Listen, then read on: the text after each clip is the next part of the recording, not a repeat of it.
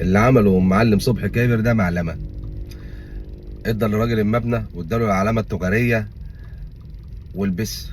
بس هو الغريب هنا، انت ساكت ليه التسع شهور دول؟ انت من شهر واحد بتقول انت بايع، جاي تتكلم في شهر تسعة او لا في شهر 10، احنا اهو 9 شهور. ما ده غريبه يعني. وامبارح انت قلت حاجه تاني، انت قلت كيلو اللحمه ب 260 جنيه 270 جنيه. الجزارين نصابين طب ده حوار تاني، وحوار انقح من حوارك اصلا. فالواحد ما بقاش فاهم في ايه. 200 مليون جنيه يا مفتري، 200 مليون جنيه. يعني انا قامي ندي الواحد ده انا بطلع ال 10 جنيه، ال 100 جنيه بديها لصاحبي بسلفها له بمضيها عليها وصولات امانه. 200 مليون جنيه يا مفتري من غير ورقه كده ولا بتاع. ايه ده؟ اللي هو ايه ده؟ هو الطمع ابن جزمه بس مش للدرجه دي. هو في حوار، في قصه الحوار بتاع المعلم صبحي ده. انا راجل مفيش حاجه بيني وبينه، انا بعزه وبحترمه لو مني كل الاحترام والتقدير.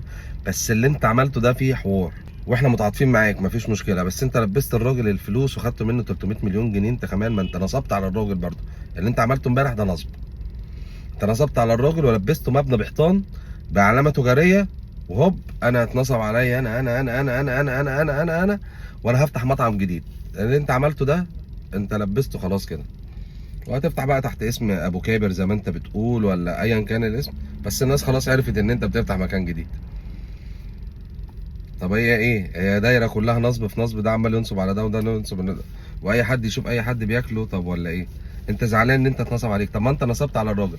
طب هو الراجل ليه برضو؟ ده سؤال تاني. طب الراجل ليه انت بتقول غصب عني ومش غصب عني؟ طب هو كان مداينك في فلوس اكيد، فعشان كده عايز فلوس. وده برضو احنا مش فاهمين، انت ما وضحتش ده امبارح. فاحنا محتاجينك توضح لنا ده.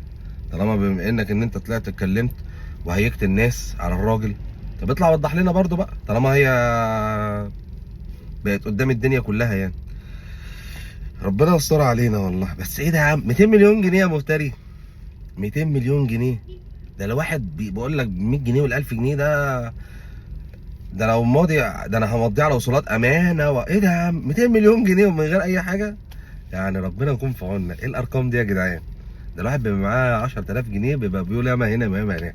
يا لهوي، ده انت مستفز يا راجل. 200 مليون جنيه ومن غير اي حاجه كده على الله، برساله تليفون انا بعت لك خلاص من انستا باي ولا من تحويل بنك انا حولت لك، مفيش اي ورقه تضمن اي حاجه كده.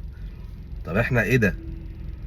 طب انت مش عندك شركه المفروض وفي ورق رايح وفي بنوك بتقول انتوا؟ انا عارف ان الرجال الاعمال دول بيبقوا ليهم صلاحيات بس مش للدرجه دي يا عم. طب الفلوس دي هيجي يقولوا لك طب انت يا معلم طلعت 200 مليون جنيه، طب انت اصلا معاك كام؟ طالما انت طلعت 200 مليون جنيه تضرب بيهم، انت معاك كام اصلا؟ ربنا وعدنا حتى بمليون يا عم، احنا عايزين مليون. السلام عليكم.